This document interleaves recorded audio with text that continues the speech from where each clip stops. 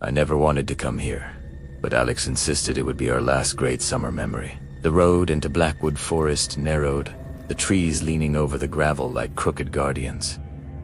Branches scraped the car windows, as if warning us not to continue. The sun melted into an orange bruise on the horizon, fading behind endless silhouettes of pine. We parked near a rusted trail sign, its letters half gone, as though the forest had eaten the words. Alex laughed, saying legends of hauntings were just campfire fuel for bored kids. I smiled back because it was easier than admitting I was afraid before we even started. We slung our packs over our shoulders, cheap nylon rubbing against damp shirts. The trail bent downward, roots twisting like snakes, guiding us deeper with every step.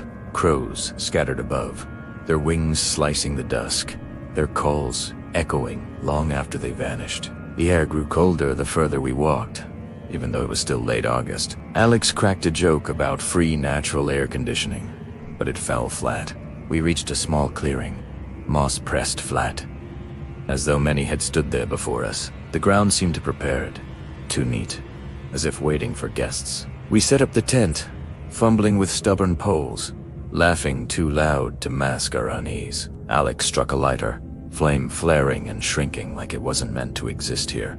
The campfire pushed against the shadows, but could not erase them. Darkness hovered just beyond its reach. Every gust of wind sounded like whispers bending between the trees. Alex leaned in, whispering about a boy who once disappeared here and returned hollow-eyed. I laughed, but it cracked halfway, brittle as dry wood.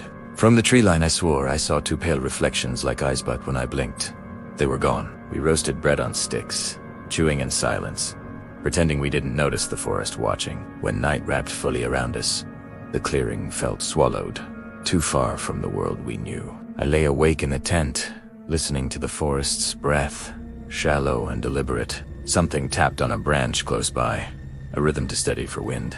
I whispered Alex's name, but he was already asleep, his back turned, shoulders stiff. I drifted in and out, dreams filled with footsteps circling our camp. At dawn, weak light seeped through the fabric.